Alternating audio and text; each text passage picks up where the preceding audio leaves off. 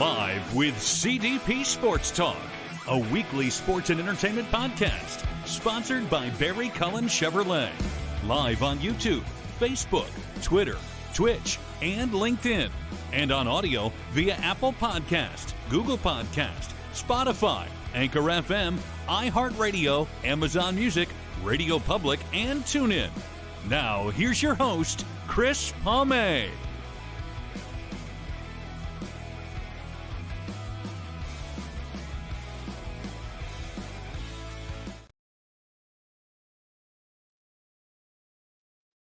Good evening, everybody. Welcome to Season 7, Episode 2, overall 332 of Live with CDP Sports Talk, sponsored by Barry Cullen Chevrolet Dealership at 905 Woodlawn Road West in the Guelph Auto Mall. Check out barrycullen.com for the newest selection of new and pre-owned GM vehicles, or give them a call at 519-824-0210 or email them at info@barrycullen.com.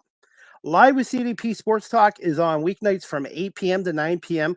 on radio station WQEE 99.1 FM in Metro Atlanta, the home of Southern Talk and Sports.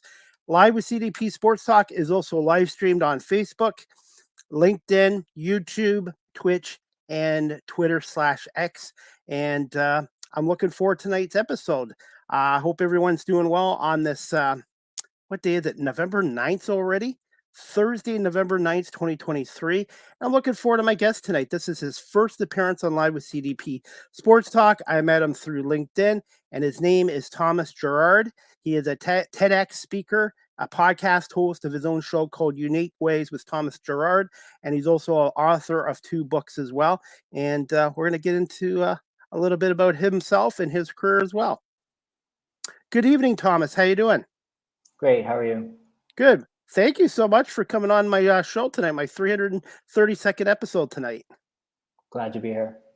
How are things in Vancouver right now, weather-wise? Really good. Oh, it's beautiful here. Yeah, getting crisp, hitting winter. So yeah, it's great. I can't believe it's already November 9th. It's like this whole year, 2023 is just flowing by. I swear, the older you get, the faster time speeds up, it seems. Yeah, definitely.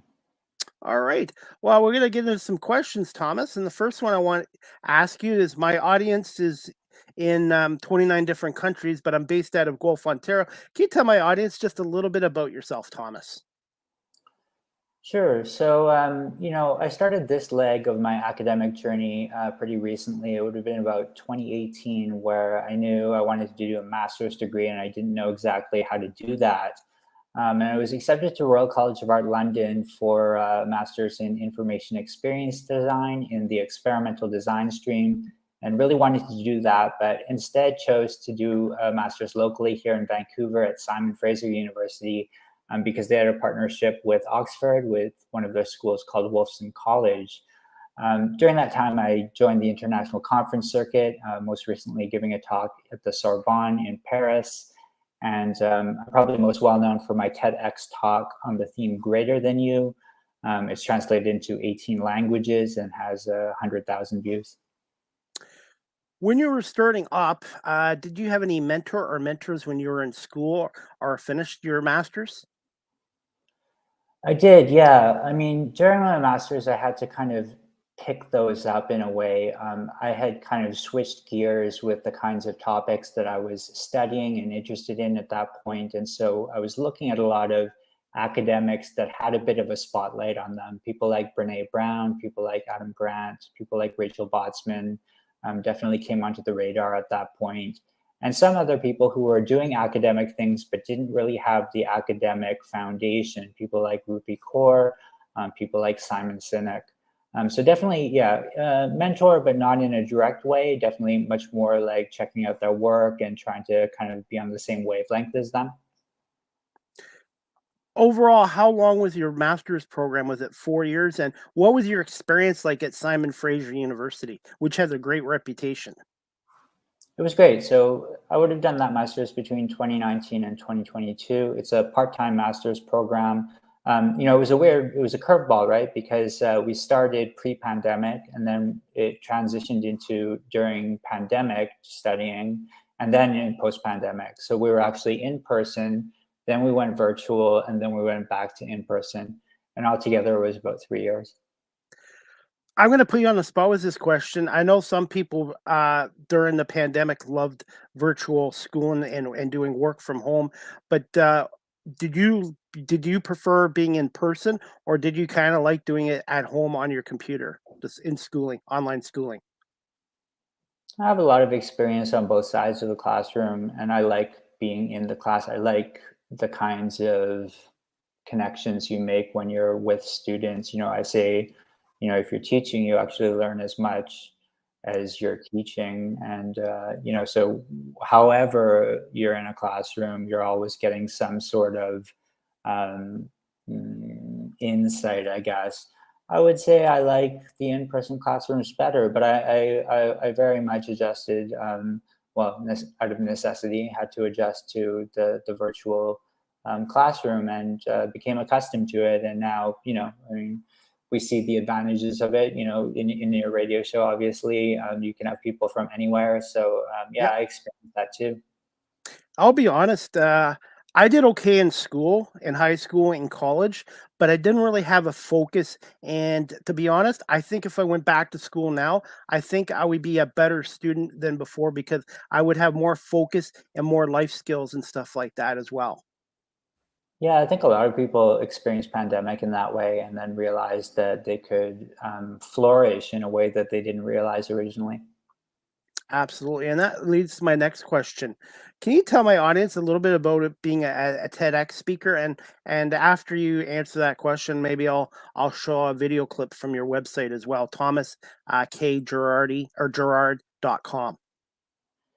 Sure, yeah. So, the best way to talk about TED as a conference platform, as a speaking platform, would be to talk about one of my past guests on my podcast, which was Richard Saul Wurman. Richard Saul Wurman was actually the kind of architect or pioneer behind the TED conferences. He's the guy who actually made them, and it was an absolute pleasure to have him on the show, of course. But he's done a lot of kind of miraculous work, ground up work, making these kinds of things happen. And I think the first stage of that was the Big TED platform.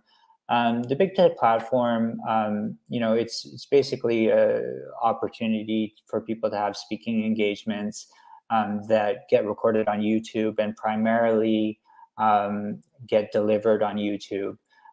They're very meticulously done, and if you go to the in-person event, it's absolutely spectacular. There's an amazing energy. But definitely is recorded for the digital audience and made in a way that it can be consumed in that way, in a very nice way. The TEDx platform is a thing that kind of sprung from the Big TED platform when they realized that there were smaller organizations, not small, but universities or other organizations that wanted to run TED conferences as well, but weren't able to access the Big TED platform. And so they had to do it in other ways. And so, for example, mine was done at a university here in Vancouver, and very not amateur at all, very, very well put together, but access through the TEDx platform, which enabled them to, through a university, to offer these speaking opportunities for people. It is quite competitive, and I didn't know that when I first got into it, but everybody wants to do the TED Talks, and when you approach an organizer saying that you want to do a TED Talk, there's a big kind of audition process in order to do it. And I probably spent a year of my life kind of auditioning and preparing to give this very short 2-minute talk. But it was absolute joy for me. And yeah, wouldn't exist without specifically the TEDx aspect of the TED conferences. Generally, are the speeches around 2-3 minutes for TEDx? No, they're around 14 minutes generally. Okay. Some of them are long at 18 minutes. But the 2-minute version is something that's quite unique to what I did. There was another speaker who had done 3 TED Talks that were all about 2 minutes long. and I was very much inspired by him. So that would be where I came in. And TEDx, for my audience, is definitely international. Yeah, it's global. It's all over. Now, Thomas, have you always been great at public speaking, or was this something that it took you a while to get more comfortable with doing? Because I know when I was in school, elementary school, high school, college, I dreaded public speaking. I would avoid it like the plague. And now at 51 years old, I love doing public speaking and love being online, stream and radio and stuff like that. So I just wanted to ask you about that. Yeah, no, I was extremely introverted growing up. I had no interest in doing public speaking at all, and especially speaking about my work or speaking about something I'm creating. That was the most kind of terrifying thing that I could imagine. It's the last thing I wanted to do. Yeah, later in life, kind of realized that I was going to have to do that, and kind of as I went through art school and as I went through industry, I realized that public speaking is actually a really important tool. And whether you like it or not, you have to get comfortable with it. And so that's kind of what happened to me. So I call myself an introverted public speaker. Wow, so your story is a little similar to mine because it took me a while to open up my character and personality. But one thing I wanted to ask you is, do you ever get a little bit nervous before you do your speaking? And do you have any rituals that help you focus and stay calm when you're talking in front of an audience? Yeah, I get nervous every time. There's no amount of preparation that takes the nerves away. But it is a kind of stages of preparation that you can do, memorizing and then internalizing, doing it like you're talking to a friend. There are different strategies to make it a little bit easier on yourself. But as much as I prepare something and as much as I recite something and say it over and over and over again, it still kind of hits me in a new way when I have to do it in a different audience, in a different environment, and I end up saying it a little bit different than the way that I memorized it. I think I'm always iterative. I'm always changing. I'm always kind of adapting. And so definitely when there's a new audience there that you've never spoken to before, it changes things. So that definitely happens for me. But yeah, I think there are different kinds of preparation you can do. Yeah, it never takes the nerves away. How satisfying is it when you're done your speech and you receive a lot of positive feedback? It's useful. I mean, if my talk's recorded, generally I don't go back and listen to it. I just kind of get it off my plate. I would say the preparation part of it and becoming familiar with it is the real satisfaction for me. Really kind of getting to know something in a certain way. I find that when I do public speaking, I'm actually listening to myself talk, and I'm hearing myself, and I'm realizing things that I didn't realize that I thought as I speak. So I'm kind of talking to myself in a way. I also find that my public speaking is very much the central aspect of what I do. So I do writing as well, but the writing is very much just my speaking written down. So it's actually all about speaking for me. What is your biggest audience that you've spoken in front of so far? And what locations have you done speeches right now? Obviously, you're out of Vancouver, British Columbia, but have you done some in other countries and stuff? Yeah, so I haven't done huge audiences, 100, 200 people is probably as big as I've gotten. That talk in Paris recently was a really great one. I've done some work in India. I've done some work in Barcelona as well. But the public speaking aspect, I would say, let's see. Speaking invitations all over the world. What happened with a lot of those was they ended up going online. So do we call online virtual talks public speaking or not? I think that's definitely something that we have to kind of wrestle with at this point. If we're talking about that, then definitely all over the world, with conferences and universities all over the world. But a lot in Vancouver. I try to give back to the local community here as much as I can. And I try to connect with the local community and be part of it here. It's not particularly easy. Vancouver is very small. It's a niche audience. But yeah, overall, I think I've always been all over the world. And just more recently, it's been trying to reconnect with Vancouver specifically. What are some of your favorite places that you've visited so far? I loved Barcelona. I mean, there are parts of the States that I absolutely love too. Vancouver is very close to Seattle, so I love going down to Seattle once in a while. I've had a really memorable trip to LA where I just kind of spent time going around LA and hanging out there. Early in my teens, I was traveling around the States already. So um, going to the East Coast, going to New York, spending time in Chicago, spending time in Atlanta, just kind of spending time in Dallas, kind of going around these different cities was really great. But definitely memorable trips to Paris, memorable trips to Barcelona. And I'm mixed race, I'm half Japanese, so frequent trips to Japan growing up as well. How long of a flight is it to Japan, and what is the time difference like? Not sure how long the flight is exactly. I don't remember. It must be around 10 hours. Yeah, the time differences are always a curveball. Something I struggle with, especially if I have to do a talk somewhere else or something. It's really you feel different when you land there, and things are different. Um, yeah, yeah, that's a hard question. I'm not exactly sure how to answer it. Yeah. Okay, no problem. Do I have permission to use one of your videos off of your website, thomaskgirard.com? It's just your speech from, I believe, 2019, called How to Feel at Home in the Airport. Absolutely. Okay, we'll play this clip and then I'll ask you how you came up with this. So just give me 1 second. And if you haven't subscribed to Thomas's YouTube channel yet, check out Thomas K. Girard on YouTube as well. Just let me know if you can hear this okay. For as long as I can remember, I've wanted to travel all around the world. But it turns out my favorite places to be are the airports. I realized this was true when I found myself boarding a plane to Seattle just to visit their airport. We often think of the world as a vast place with many unknowns and things to learn about culture.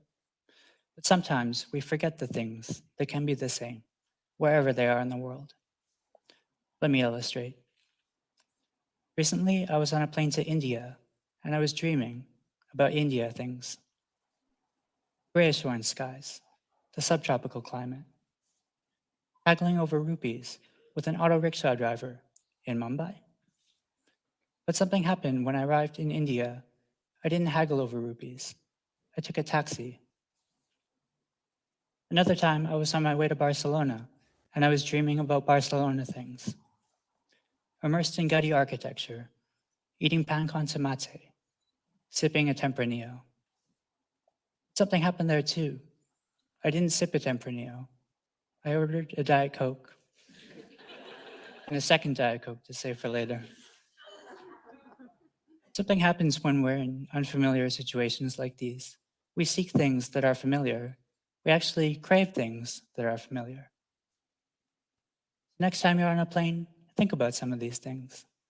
Think about the Diet Coke, the tomato juice, Christmas, 2-ply toilet paper, seatbelts.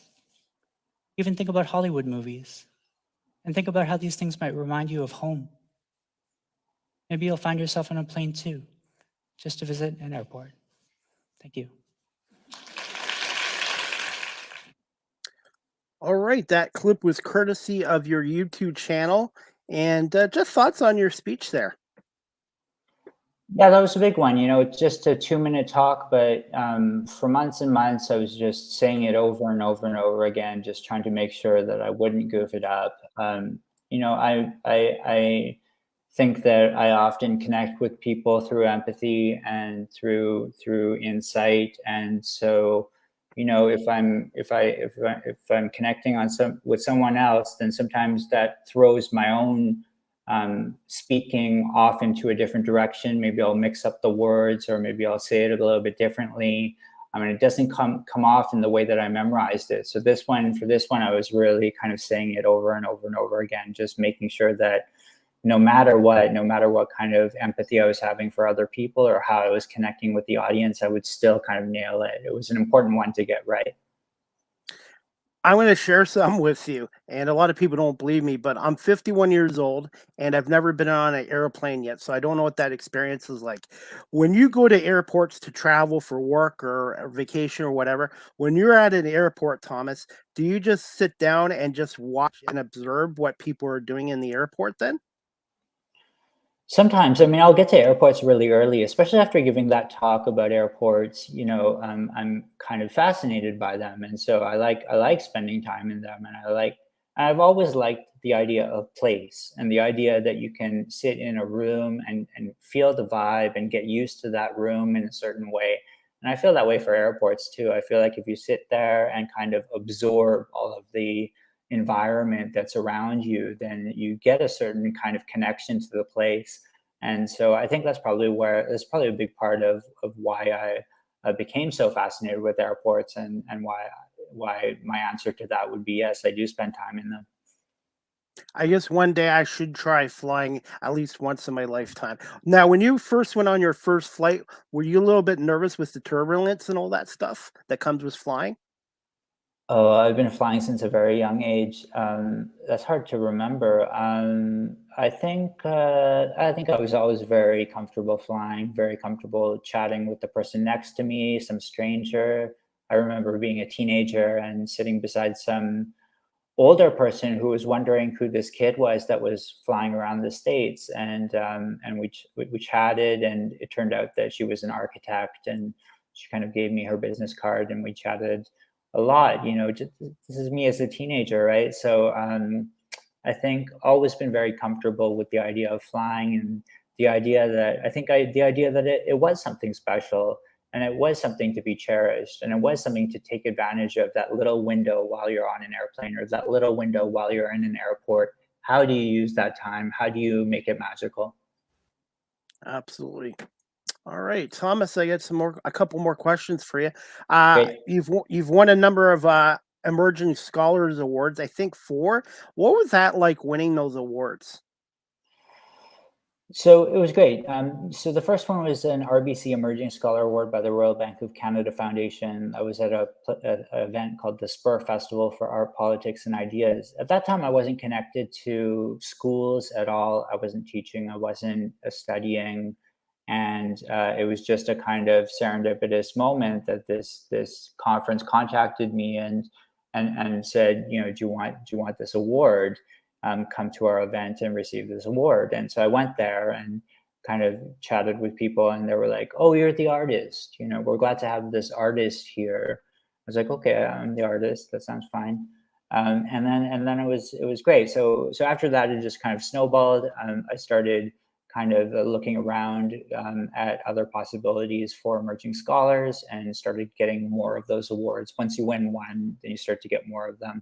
So I received one in Barcelona, and did a flight out to Barcelona to accept that award at the Design Principles and Practices Conference, and then one again here in Vancouver at an arts conference, and then one in Madrid at a humanities conference. Yeah, such a honor to receive those. They typically go to PhD students or to early career faculty, assistant professors, and things like that. So for me to be earlier in my academic journey and to receive those awards was a real pleasure and a real kind of privilege for me. Just shows you how important education is. Yeah, I would say that, and some people doubt traditional education these days, or want to approach more unconventional new ways of educating yourself, and I would say that that's okay. But don't forget the power of the academy. I mean, this kind of traditional educational structure that we're accustomed to has been developed for a long time, and there's a lot of investment in making it work, and there's a lot of investment in, or there are a lot of reasons why it works the way it does. And don't forget to appreciate that. Don't always downplay that, because traditional education does have a certain kind of power. Absolutely. And the road I'm taking is kind of not conventional road by starting a new career later in life and self-teaching myself. But what I do, Thomas, is when I'm doing camera work or doing media work and I see people that have been in the industry a lot longer than me, I pick their brains, they pick my brains, and the ability to connect is huge as well in whatever career you're in nowadays. I agree, and being self-taught is a hugely important thing. My dad's a art world photographer, and he was a photojournalist during photojournalism days, shooting for Time and Newsweek and Fortune. And he was entirely self-taught, but he had picked up a camera as a young teenager and never put it down. He just kind of kept doing it and kept doing the same thing, and that was a route of learning for him. And he never had a teacher in a traditional sense. So yeah, I've learned that you have to respect that too, and that's definitely a good way. Absolutely. Just got a couple more questions for you, Thomas, if you're Yep. okay with a few more minutes. Yep. You're an author of 2 books. Can you tell my audience about being an author? And your second book recently came out in 2022, called Emerging Scholar in Oxford. What was the process like for writing the book and getting it published by a publisher?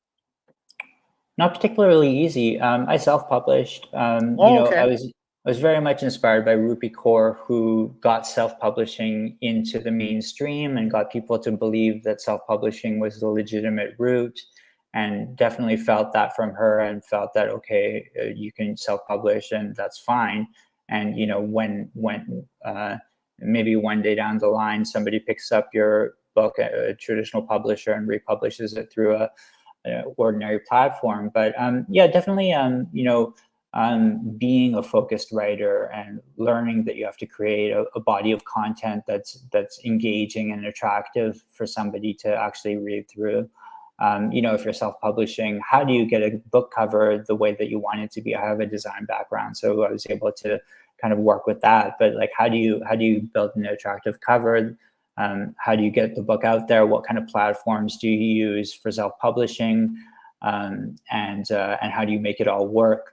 If you don't know what you're doing and you're kind of feeling your way through it, it can be expensive and you can fall into a lot of traps. There are lots of traps for trying to kind of mess with people who are trying to self-publish but don't know what they're doing.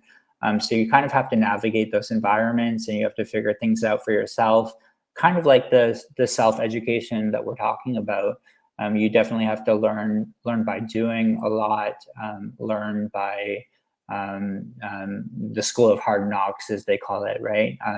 You have to feel your way through it. Now that I've kind of figured out a lot of those angles, it's a lot easier for me to put out new books, and it's much gratitude for everybody that's helped me on that journey. But yeah, I definitely kind of fell through a lot of the traps and didn't know what I was doing and kind of cobbled it together. Do you feel self-publishing is the future of people writing books in the future? And what would you say to somebody, or what advice would you give to my audience who are watching or listening to this, or on WQE 99.1 FM, a little plug there for the radio station about this?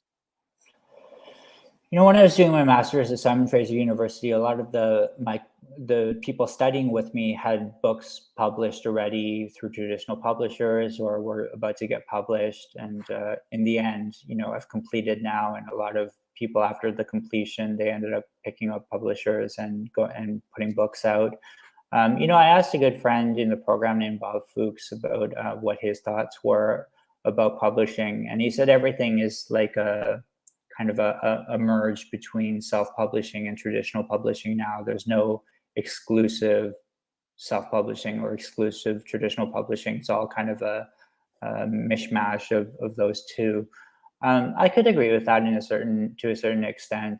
And I would say that a lot of the advantages of traditional publishing that were originally there are not as important anymore. I mean, these days with social media, being able to get the word out, we're able to self-publish and market in a way that we never could before, and we can become our own kind of publishers, and we can do it for ourselves now. We can get the word out, and when you're self-publishing, every book you sell, you get a lot more in royalties compared to if you go through a traditional publisher. So I would say, yeah, there are a lot of advantages to self-publishing. It still doesn't have a certain cachet. It's harder to get traditional press about your books, but there's so many advantages, and I would agree with Bob and say that it's all a mishmash now. And your other book is called Emerging Scholar, Gratitude of an Award Recipient. What was that like writing the book? And if somebody's watching or listening to our show tonight and they're interested in your books, where's the best place for them to purchase your books online? You can get them everywhere now. They're Okay. kind of syndicated across all of wherever you buy books. I have a personal platform where I sell them directly from me, and you can get a signed copy that way. But most of my books sell through the traditional syndications, traditional booksellers.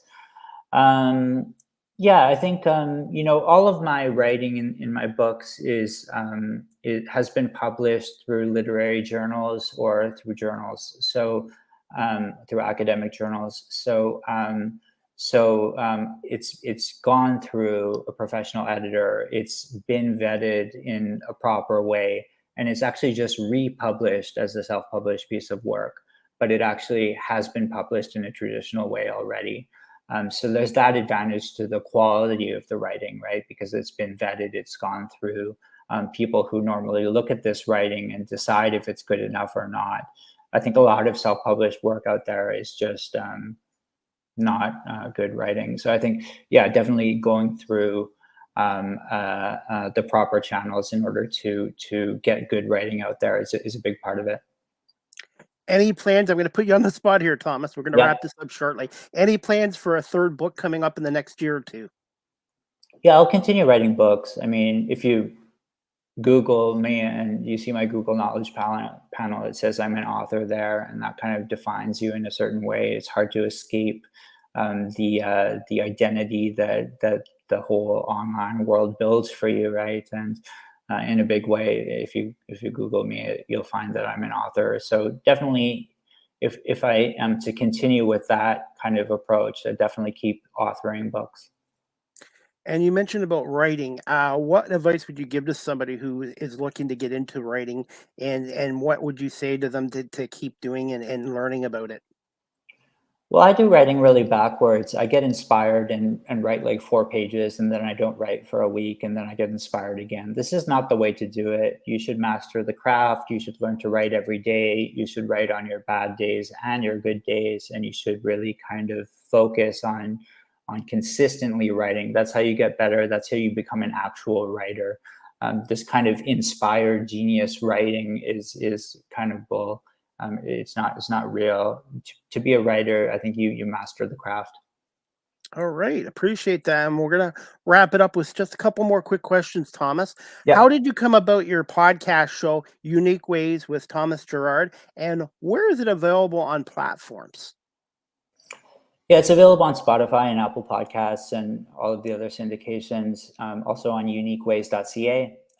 It came about because the people that we were calling them mentors earlier on, Brene Brown, Adam Grant, Rachel Botsman, all of those academics had their own podcasts, and I didn't have that. And I was looking at them and I was saying, what's my missing piece?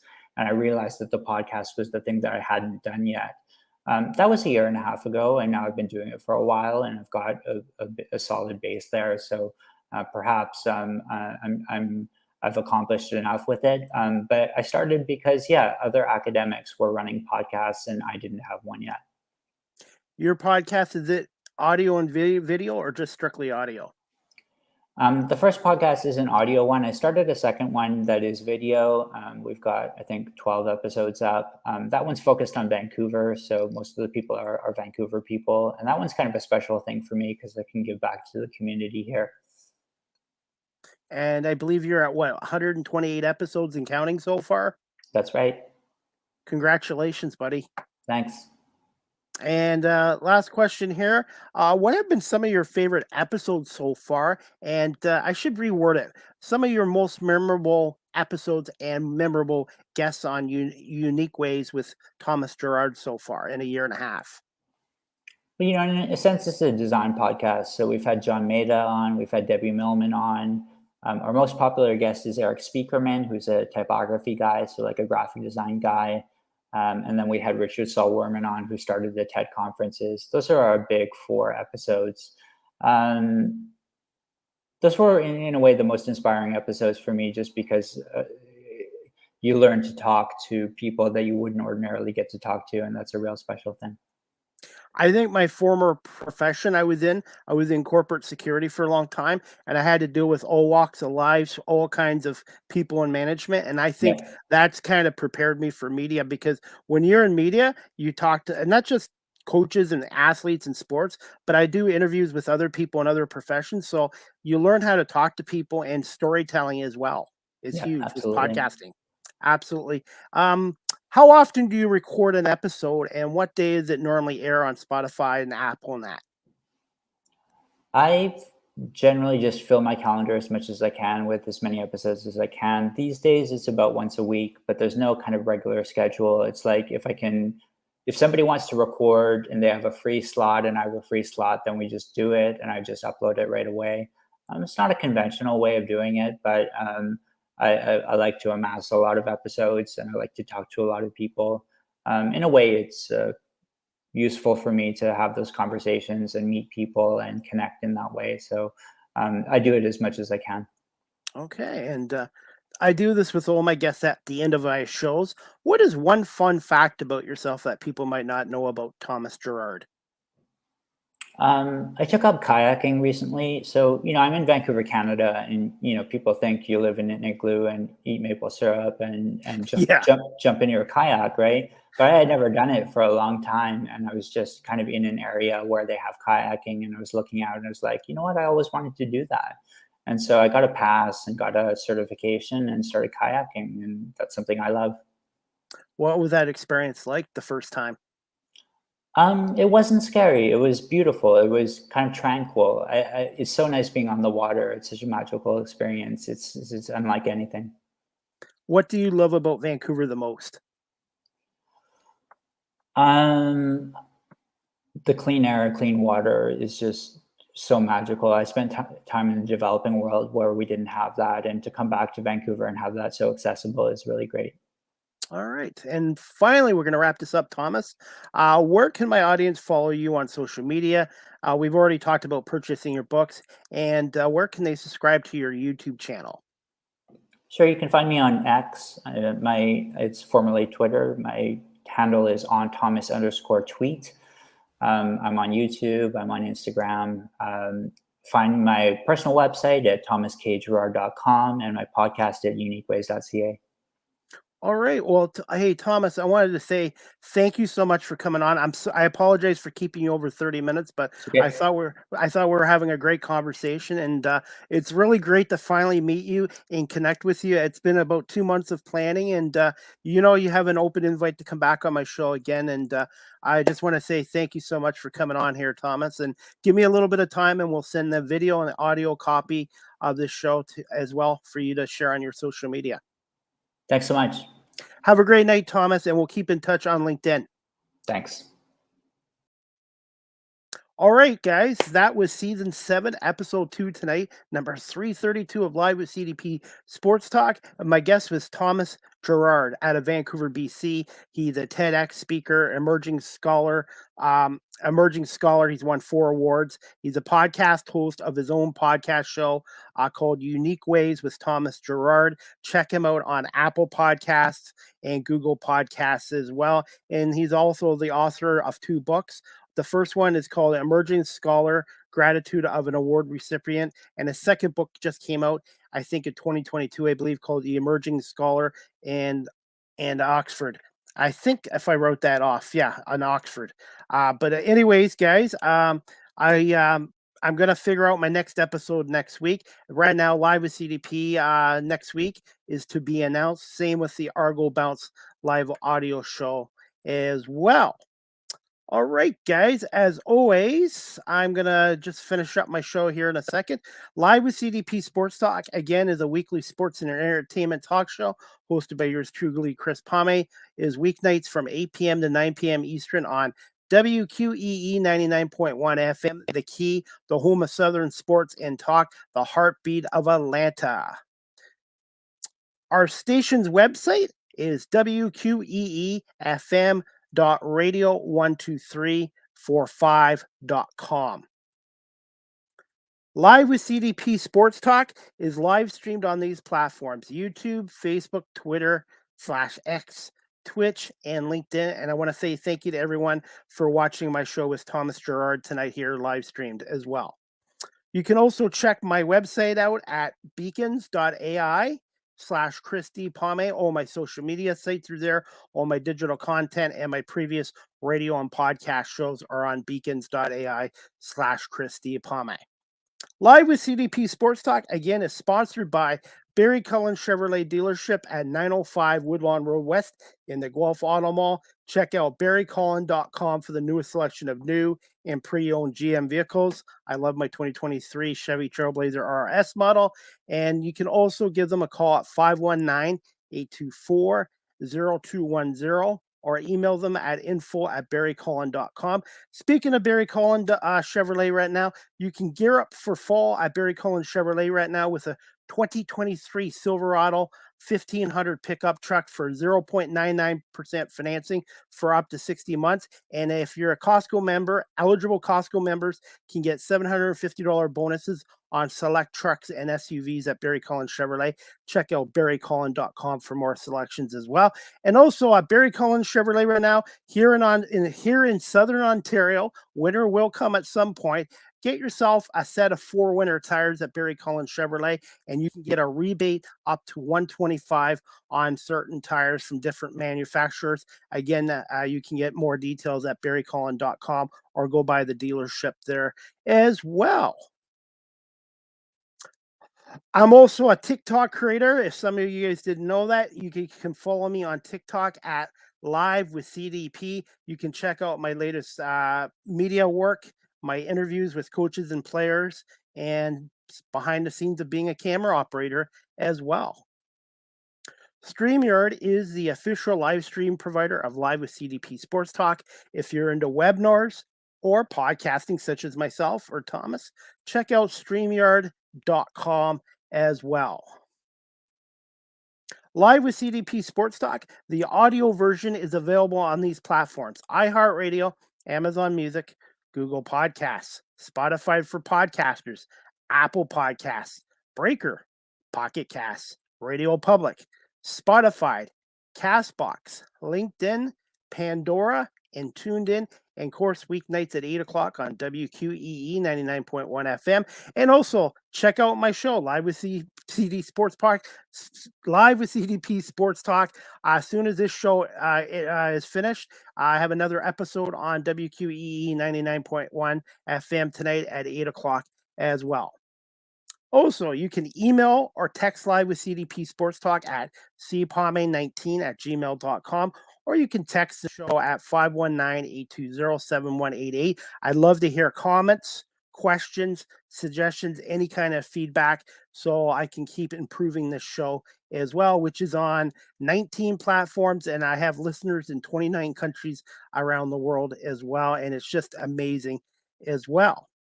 Also, guys, we have some Thursday night football before we wrap this up. 8:15 tonight, you got the Carolina Panthers and the Chicago Bears playing. I'm not exactly excited about that matchup, and also, guys, I have some news. I will be doing some media work for the National Lacrosse League's Buffalo Bandits, the defending world champions. I'm going to be doing 4 games this year at the KeyBank Center, where I'll be writing game night stories about the Bandits and their opponents and doing some coaches and player interviews. And I want to say thank you to the Buffalo Bandits organization. And if you've never gone to a National Lacrosse League game before, check out the NLL.com, the National Lacrosse League.com website. Or if you're interested in the Buffalo Bandits, check out bandits.com as well. And I'll be doing a game on December 16th against San Diego, January 6th against Colorado, March 16th against their QEW rivals, the Toronto Rock, which will be on the TSN Game of the Week. Shout out to Pat Gregor, who I had on my show recently. He's a color analyst with TSN and with the Halifax Thunderbirds. And April 13th against Calgary as well. As for college football, I'm a Michigan Wolverines fan. Some of you are going to boo me, but go blue. Michigan's got a tough game this week. The 9-0 Wolverines are on the road this Saturday at 12 o'clock against the number 10 team, Penn State. Michigan is number 3 in the country, and they're 9-0, so they need to win this game, but I think it's going to be really tough against Penn State as well. So Major League Baseball news today. I'm a Detroit Tigers fan. Didn't sign any big free agents yet or whatever or make any trades. But the Tigers did announce today their new TV play-by-play announcer on Belly Sports is going to be Jason Benetti, who has been doing the White Sox games for the last 8 years. Jason Benetti is considered one of the best broadcasters in Major League Baseball. He also does some NFL work. He does some college sports as well, and he's even done hockey. So I am so happy the Tigers have replaced Matt Shepard. I thought he did a good job, but Jason Benetti is going to be an asset to the Detroit Tigers and their broadcasts on Belly Sports. So really happy about that news as well. And as for my Philadelphia Eagles, the Eagles are coming off a hard-fought win against Dallas this Sunday. They won 28-23. Dallas Goedert is going to be out for 4 to 6 weeks with a broken forearm, and he needs surgery. The Eagles thankfully have a bye week this week, and then they don't play again until Monday, May 20th. Against the Kansas City Chiefs at Arrowhead Stadium at 8:15. So thankfully the Eagles have 2 weeks off. Hopefully they can get some bodies back for that game against the Super Bowl champion Chiefs in a rematch. And speaking of football, we have the CFL finals going on this weekend. Saturday, November 11th at 3 o'clock, you have the rematch of last year, the Montreal Alouettes taking on the Toronto Argonauts at 3 p.m. at BMO Field.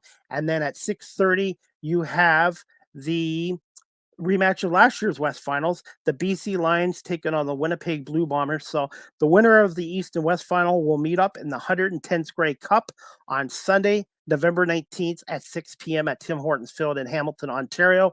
Green Day will be the halftime show. And during Grey Cup Festival week, Carrie Underwood, I believe, next Thursday night, will be playing at the First Ontario Center as well. So yours truly, unfortunately, won't be at the Grey Cup game as a fan or media, unfortunately, but I will be doing some media work at the Grey Cup week for practices for the East and West. So I will be hopefully be able to do some interviews with the East winner and the West winner as well. And my prediction for this year's Grey Cup, I'm going to go with Toronto and Winnipeg in a rematch from last year where Toronto won 24-23 as well. I hope everybody, I want to say thank you to everybody again for watching this broadcast live streamed and also on audio and also on WQEE 99.1 FM. I want to say thank you to my guest again, Thomas Girard, for coming on. And he is on LinkedIn as well if you'd like to follow him and check out his podcast show as well. I've already subscribed to his YouTube channel and also subscribe to his podcast on Apple and Spotify as well. And that's about it, guys.